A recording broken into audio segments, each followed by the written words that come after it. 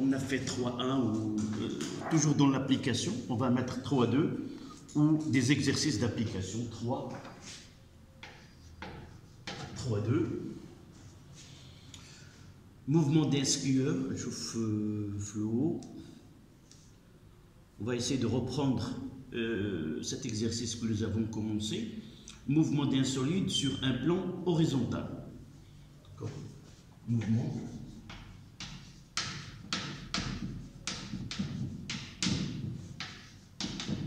d'un solide sur un plan horizontal avec frottement d'un solide sur un plan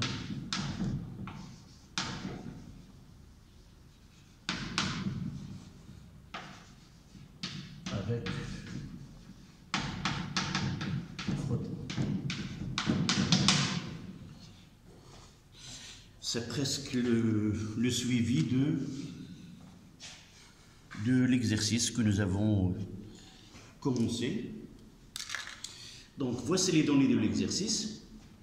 On considère un solide S de masse M égale 0,5 kg posé sur un plan horizontal. Pour faire glisser le solide, on lui applique une force horizontale d'intensité F est égale à 2 newtons. On prendra G est égal à 10 mètres seconde moins 2. Premièrement, on suppose que le mouvement se fait sans frottement. 1. Faire l'inventaire des forces appliquées sur le solide et représentée par la représenter sur un schéma. Cette partie-là, nous l'avons traitée.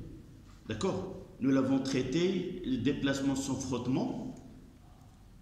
Et nous avons montré que A est égal à F sur M. 2. C'est là, on s'est arrêté. 2. On suppose dans ce cas que le mouvement se fait avec frottement. Les forces de frottement peuvent être assimilées à une force unique, constante, opposée au mouvement d'intensité petit f est égal à RT est égal à 0,5 newton. 2.1. Faire l'inventaire des forces appliquées au solide, le représenter sur un schéma. 2.2. Trouver les nouveaux coordonnées A, X et AY, ce sont les coordonnées de l'accélération, du vecteur accélération, puis calculer sa valeur AG. 2.2. Trouver le mouvement, les nouveaux coordonnées, plutôt 2.3. Déterminer Rn, l'intensité de la réaction normale exercée par le plan sur le solide. 2.4. On définit le coefficient de frottement par la relation K, qui est égale à tangente phi, qui est égale à RT sur Rn. Calculer sa valeur. Donc là, nous avons un solide S. Pour le faire en mouvement, nous appliquons une force F à l'aide d'un fil. L'intensité de F est égale à, c'est donné en haut, 2 newtons. La masse M du solide est égale à 0,5 kg. G a été donné 10 newton kg moins 1 ou mètre seconde moins 2 comme il a été donné. Quoi d'autre? Petit f. Petit f est égal à 0,5 newton. Voici toutes les données. Voilà. Donc, la première question, c'est faire l'inventaire des forces exercées. D'accord? Faire l'inventaire des forces exercées sur S. Et évidemment, les représenter. D'accord? Donc, quelles sont ces forces-là? D'abord, on commence par F. force exercée par le fil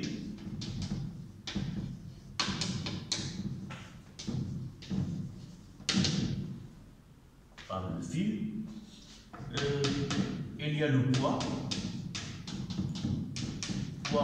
de S, et il y a R.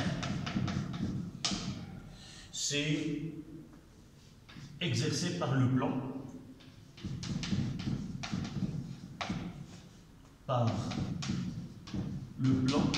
évidemment sur S.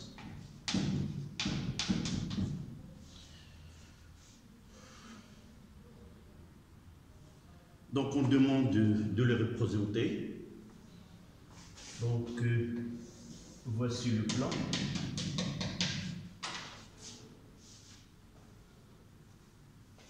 Surtout, on nous a donné petit f, qui est la force de frottement. Là, c'est G. Là. Nous devons mentionner le sens du mouvement. Donc, le mouvement, il est horizontal, là, sens de mouvement.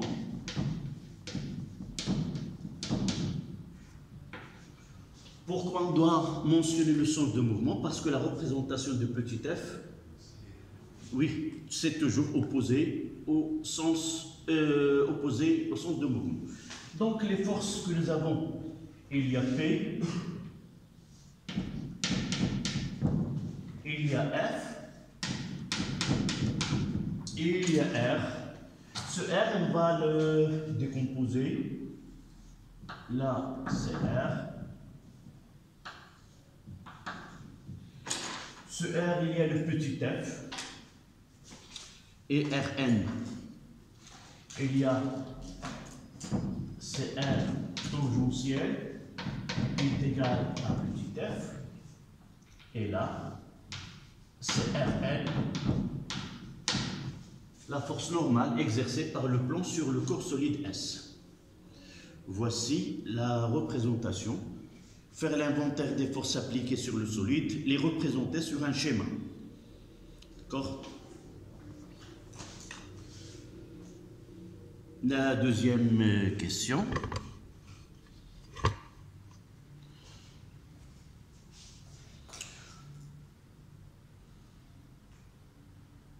On suppose que le mouvement, c'est ce que nous traitons. 2. Trouver les nouveaux coordonnées AX et AY de vecteur accélération, puis calculer sa valeur AG. Donc, pour déterminer les caractéristiques de vecteur accélération, d'accord? Qu'est-ce qu'il y a? Y a-t-il... Maintenant, tu suis l'exercice et tout ce que nous avons écrit, on le revoit dans cet exercice. D'accord?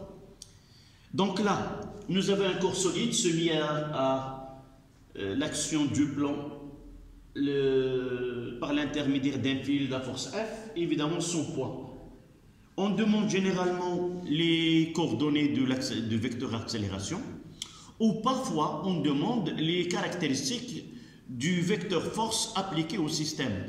Les grandeurs dynamiques et les grandeurs cinématiques, c'est-à-dire la vitesse, l'accélération et le vecteur position, et les grandeurs dynamiques qui sont les forces, sont reliées par une relation mathématique qui est la deuxième loi de Newton. Donc si on vous demande les coordonnées de vecteur accélération, il suffit d'appliquer deuxième loi. Donc là c'est de 2, là c'est de 1. Donc les coordonnées, d'après la question de 2, les coordonnées de AG. Donc deuxième loi de Newton, somme des forces extérieures est égale à MAG. Et ça, c'est la relation générale. On l'applique dans notre cas. Et il vaut mieux, au lieu de mettre, en réalité c'est R plus F plus P est égal à MHG. Mais d'après les données, en réalité ce R, je peux l'écrire de la manière suivante. C'est F plus Rn plus F plus P est égal à MHG. Puisque j'ai remplacé la force en bleu, le vecteur R, par les composantes tangentielles qui est RT et la composante normale qui est Rn. Pourquoi? Parce que dans l'exercice, on nous a donné cette composante horizontale, tangentielle, petit f, et même son intensité. Donc il vaut mieux de l'écrire de cette manière-là. D'accord? Donc pour arriver aux coordonnées de HG, c'est-à-dire HGX et HGY, il faut choisir un repère qu'on doit le considérer galiléen, qui est le référentiel terrestre, c'est-à-dire lié au plan. Et dans ce référentiel-là, on mettra ici Y, et là, on mettra X. Le choix de ce référentiel terrestre est suffisant, puisque le mouvement de corps ne nécessite pas une grande durée, et par la suite, ce référentiel terrestre est considéré comme galiléen. À remarquer qu'un référentiel galiléen, c'est un référentiel où un repère, c'est dans ce type de repère que les lois de la physique sont respectées et vérifiées. Parmi ces lois, c'est la loi, première loi de Newton, ou le principe d'inertie. D'accord? Donc on va faire projection sur OX. Donc projection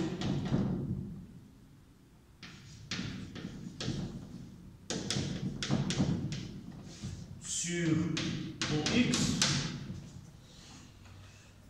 Donc quelle est la projection de F sur l'axe des X? La voici en rouge, Rn, F et P. D'abord, une petite règle qui est très simple. Il faut l'avoir toujours lorsqu'on fait la projection. Nous avons deux cas particuliers de représentation des vecteurs force dans la deuxième loi de Newton.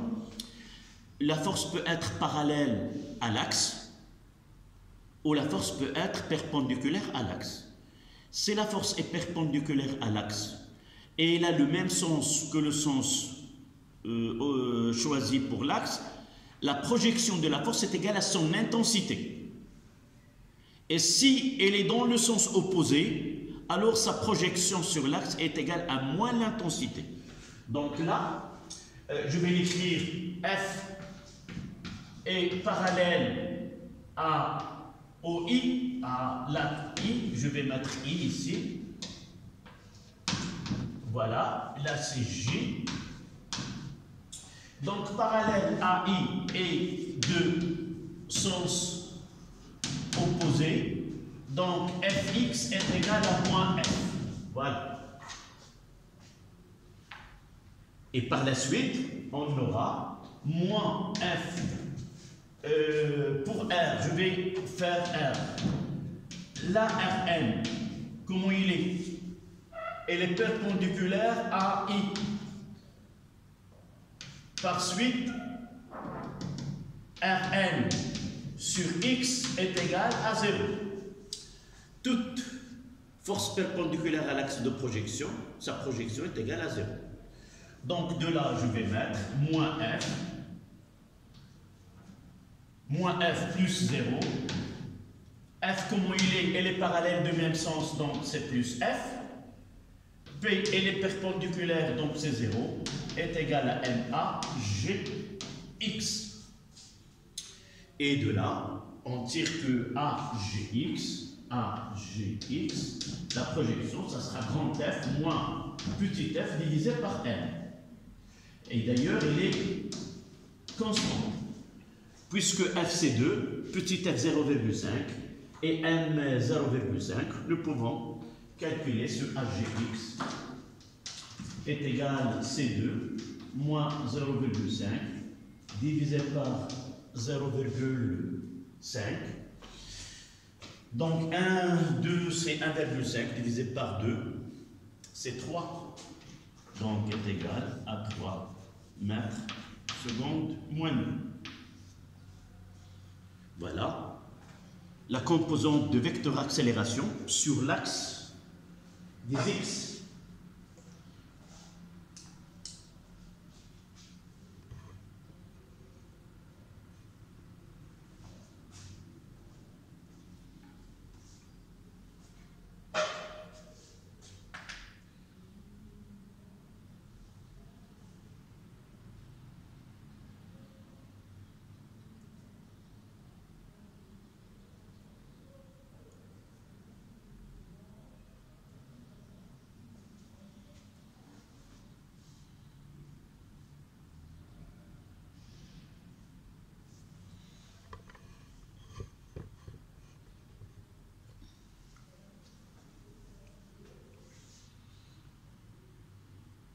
Ça, ce n'est que la projection de vecteur accélération sur l'axe des x.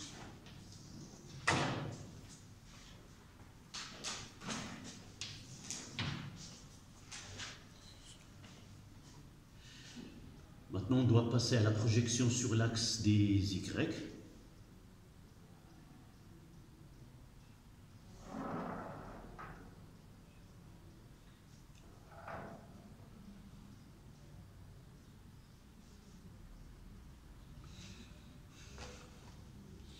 Donc, sans oublier, on est le 1er mars 2023, deuxième bac, sciences physiques, français 2. Ça y est, c'est écrit. Donc, tu as vu comment j'ai fait pour la projection sur OX. Donc, tu vas essayer de me donner comment faire la projection sur OY.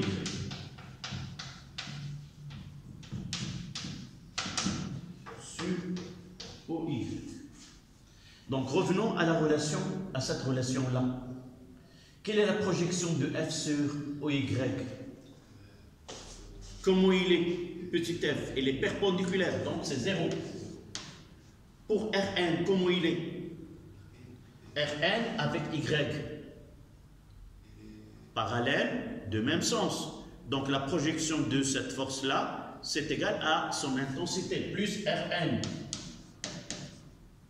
Pour F, comment il est perpendiculaire, donc plus 0, plus P, comment il est parallèle de sens opposé, donc c'est moins Mg ou moins P, est égal à, là, en réalité c'est MAGY, d'accord?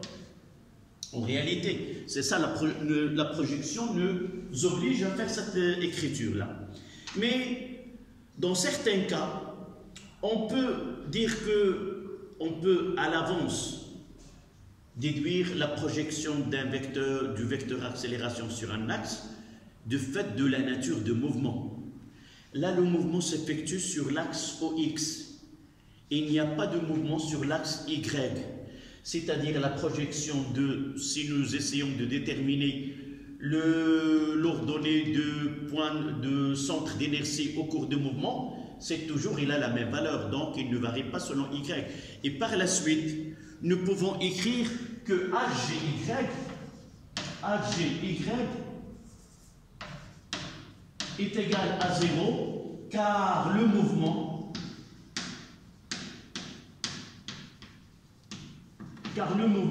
ne s'effectue pas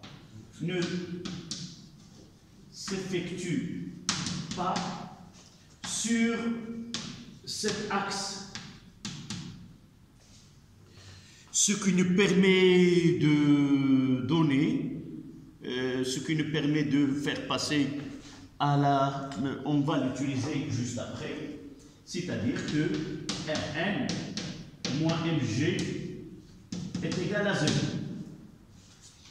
Donc, qu'est-ce qu'on va dire maintenant? Nous avons déterminé les deux Et puis calculer sa valeur. Donc A, en réalité AG, c'est quoi?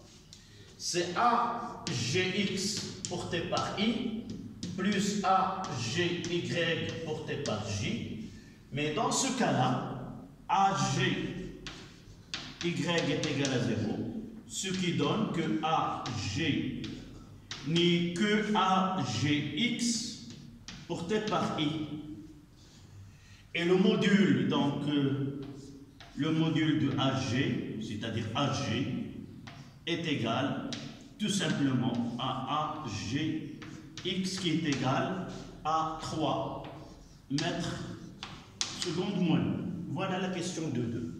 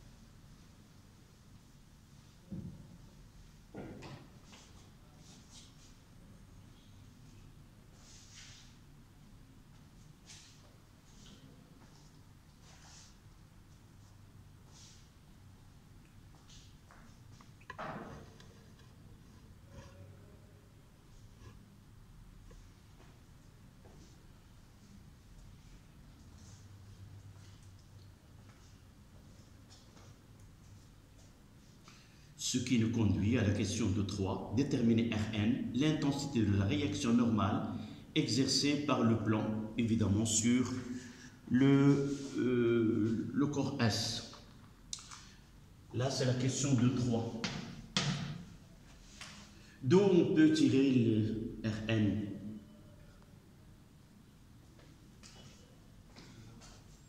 Là, par la projection. Donc là, d'après la projection sur OJ ou OY, nous avons MG, nous avons Rn moins MG est égal à 0. Ce qui donne Rn est égal à M fois G.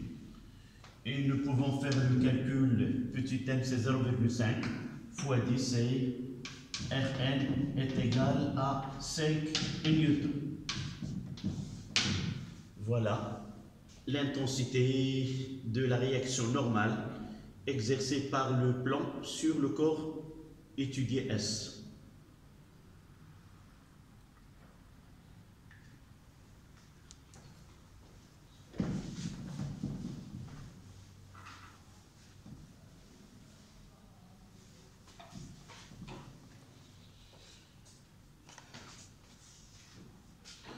C'est 0,5 fois 10, c'est simple, c'est 5 newtons. La question 2,4. On définit le coefficient de frottement par la relation K, qui est égale à tangente phi, qui est égale à RT sur Rn. Donc la question, c'est calculer sa valeur. Là, c'est la question 2,3. Donc K qui est égal à tangente phi est égal à RT sur Rn.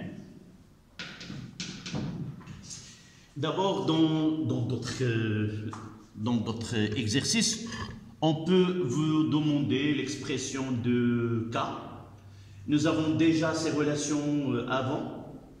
Vous voyez, la question dans cet exercice, elle est simple. K est égal à tangente phi qui est égal à F sur Rn qui est égal à F, c'est déjà 0,5 divisé par 5 et ça donne 0,1. Donc là, on n'a pas un problème. K, c'est 0,1. Et vous voyez que c'est un coefficient qui n'a pas d'unité. Parce que K, c'est une intensité de force sur F, le newton sur le newton, donc sans unité. Dans certains cas, ça c'est une question qu'on peut l'ajouter, on peut demander l'expression de l'accélération à x en fonction de K. D'accord? Voilà la question qui est supplémentaire. Exprimer A, donc A, Gx est égal à quoi dans la première question? C'est grand F moins petit c'est grand F d'après la première sur M. D'accord? Et nous avons la question, la Rn est égale à Mg.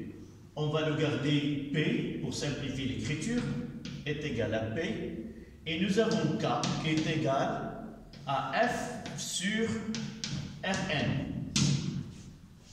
D'accord?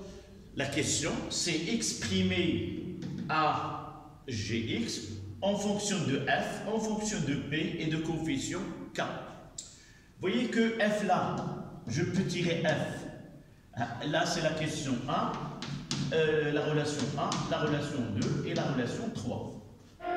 D'après la relation 3, je peux écrire que F est égal à quoi? À K fois Rn. Et la relation 2, dans 3', ça donne quoi? F est égal à K fois P. Vous voyez, Rn c'est P, K fois P. Ce qui nous permet d'injecter cette relation qui est 4, où on va la mettre là. Donc 4 dans 1, ça donne AGX est égal à F moins K fois P sur M.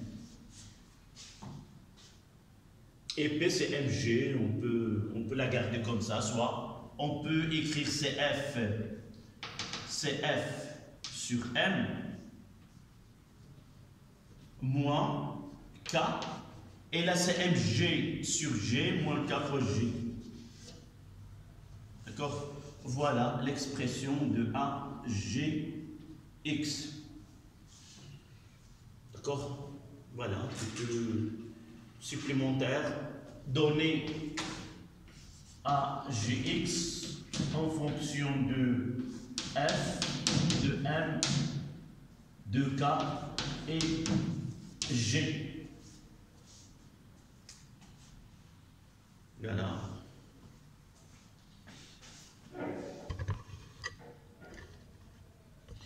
Cette partie, c'était de la dernière question. Voilà. Donc on peut dire que AGX est égal à F moins K fois Mg sur M, ou tout simplement c'est F sur M moins K fois G.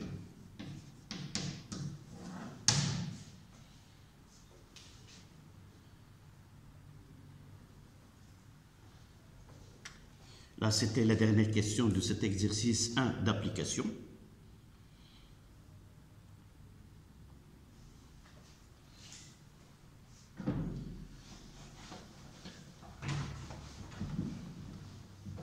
Donc, on passe à l'exercice 2.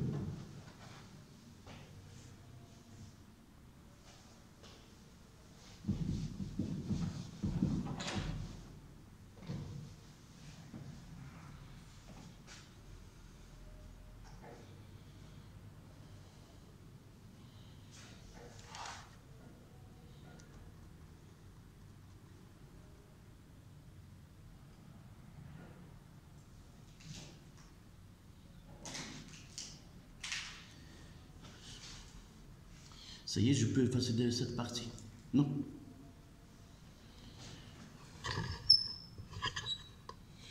Donc, le temps d'écrire l'exercice 2.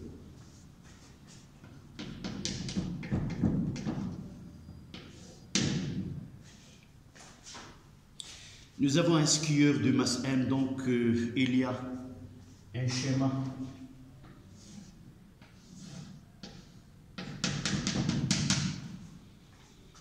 là c'est l'angle alpha,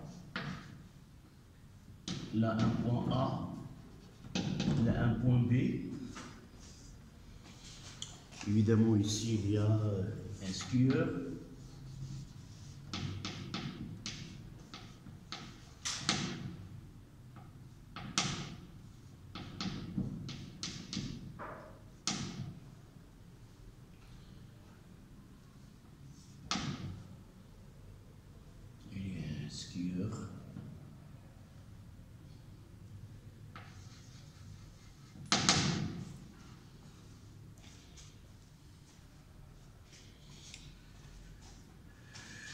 Il y a un vecteur, le vecteur unitaire I. Donc là.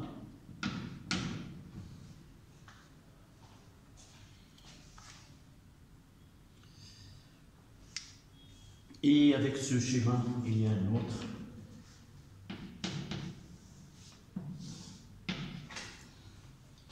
Là, c'est VG, la vitesse de centre d'inertie de skieur en mètres secondes moins 1. Et là, c'est T.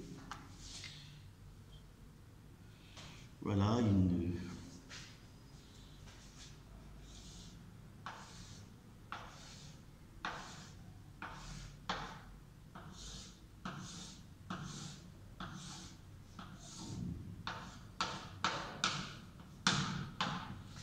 T, c'est en secondes.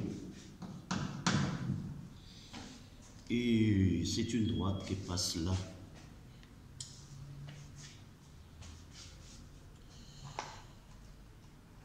Là, c'est 0, 0,2, 0,4, 0,6, 0,8 et 1, 2, 3, 4. 1, 2, 3, 4. Et voici les points par lesquels passe ce V.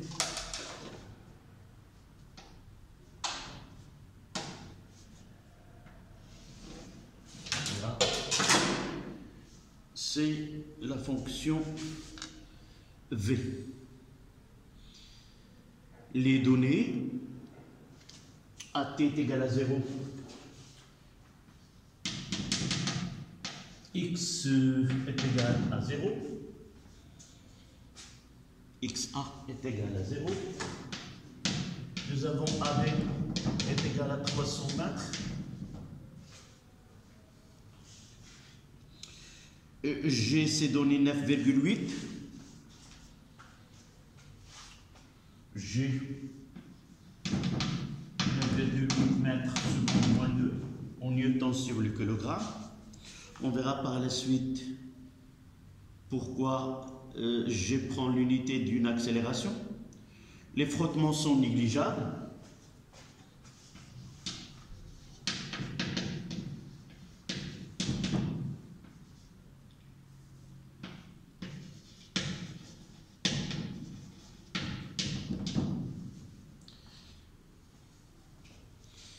Les frottements sont négligeables. Voilà la masse M d'un angle alpha. Donc, voici les données de l'exercice. Un skieur S de masse M avec son équipement descend suivant une ligne du plus grande pente d'un plan incliné faisant un angle alpha avec le plan horizontal, voire figure 1. On choisit un système de référence galiléen lié au repère d'espace AI. Il aborde le haut de la piste au niveau du point A à l'instant t est égal à 0 où xa est égal à 0. On donne AB est égal à 300 mètres, les G 9,8 mètres secondes moins 2, les frottements sont négligeables. Premièrement, en appliquant la deuxième loi de Newton, montre que l'équation différentielle vérifiée par xg, l'abscisse de centre d'inertie du solide S, s'écrit sous la forme d2 de x sur dt2 est égal à g fois sinus alpha. En déduire la nature du mouvement de g. Donc la première question. Premièrement, montrer que l'équation différentielle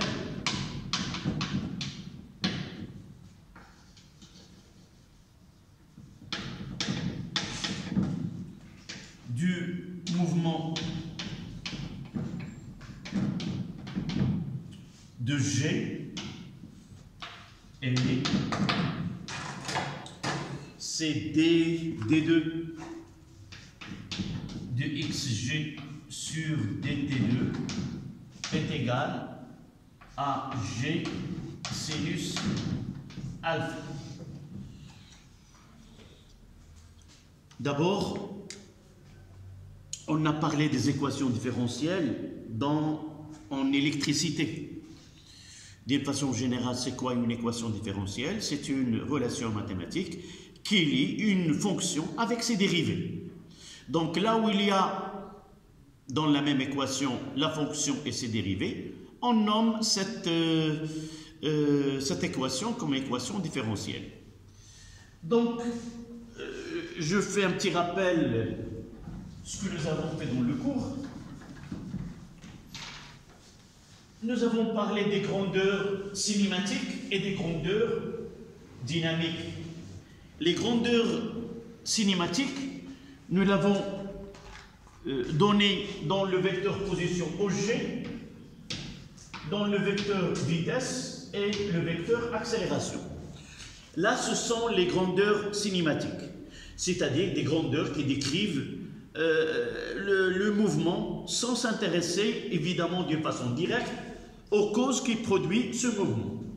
Et je vais m'intéresser au G. Ces coordonnées, c'est X, Y et Z. Mais nous, on ne traite que les mouvements dans un plan. C'est pour cela que je me contente de parler de deux coordonnées, l'abscisse et l'ordonnée X, Y. Et nous avons donné dans le cours que c'est une fonction de t. Et là, c'est une fonction aussi de t qu'on les a appelées les équations horaires du mouvement. Donc, lorsque j'écris x et j'écris y, en réalité, c'est une fonction. D'accord?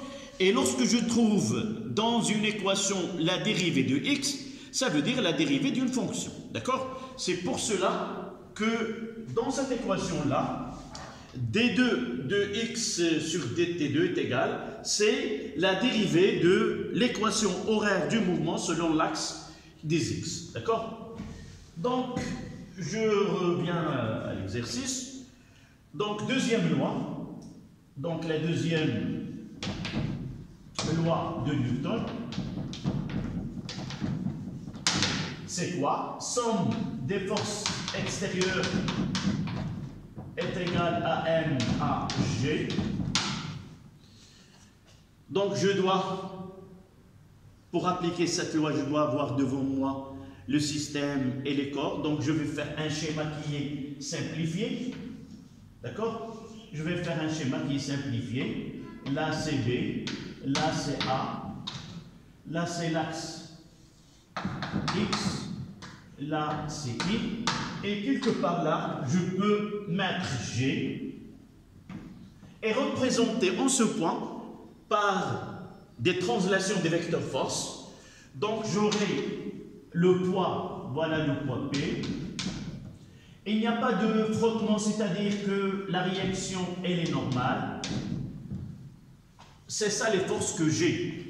J'ai que le poids du système, c'est le skieur avec son équipement, et la réaction.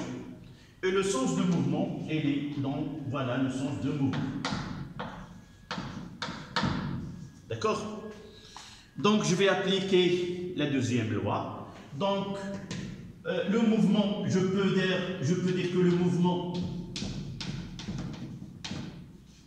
mouvement s'effectue sur OI. Donc je peux dire à l'avance que AGY est égal à 0 dès le départ.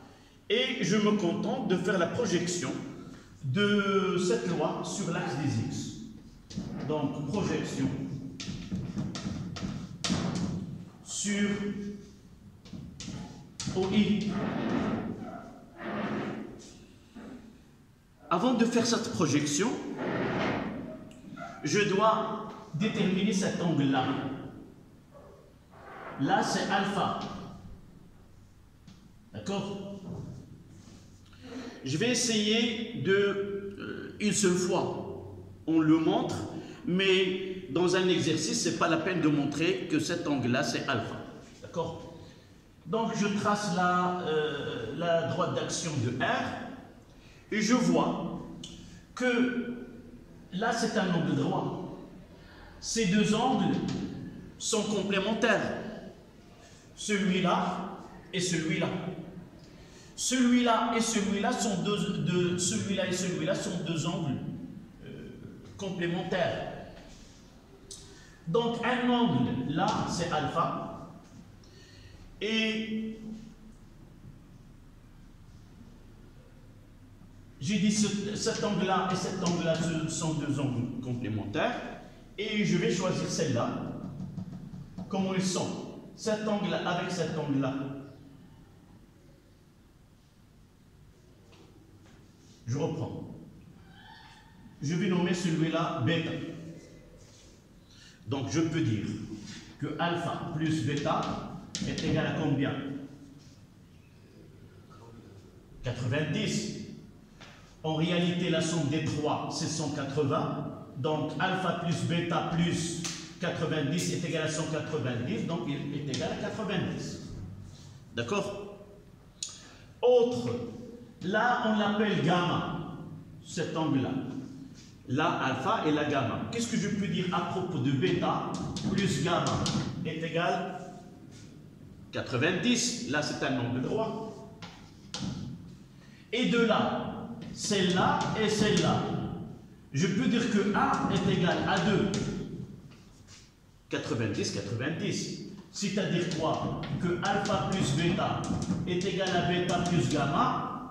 Je simplifie par bêta et je dirais que alpha est égal à gamma. Donc là, cet angle-là, ça sera alpha. D'accord? Et cet angle-là, c'est alpha.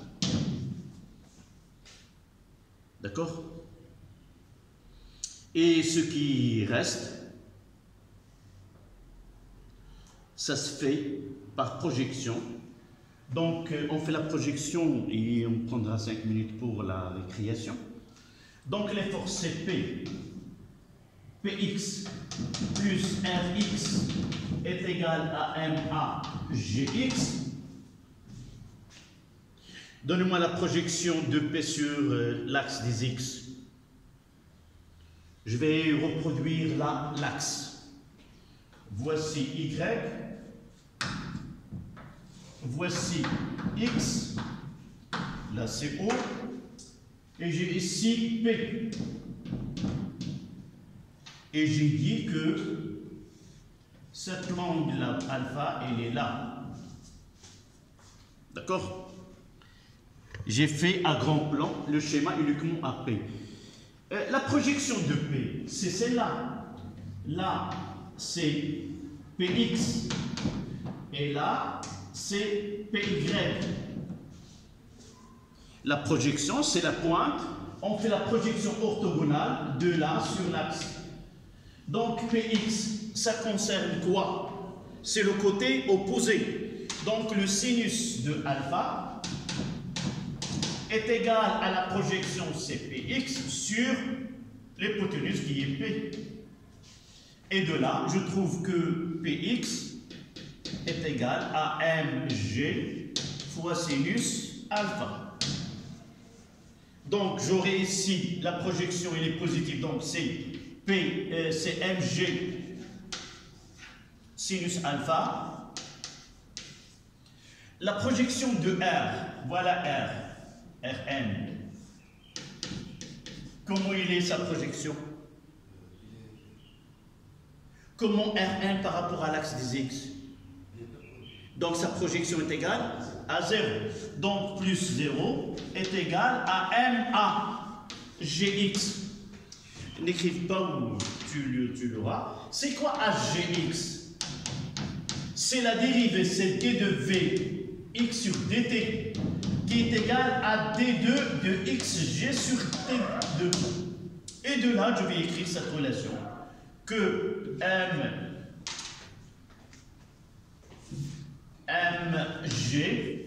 fois sinus alpha est égal à m fois d2 xg sur dt2.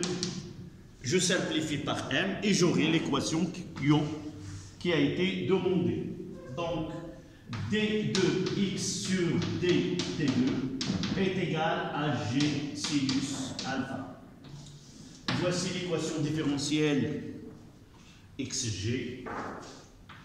Elle est d'ordre 2, parce que j'ai la dérivée seconde. Voilà. On s'arrête 5 minutes. Oui, on continue.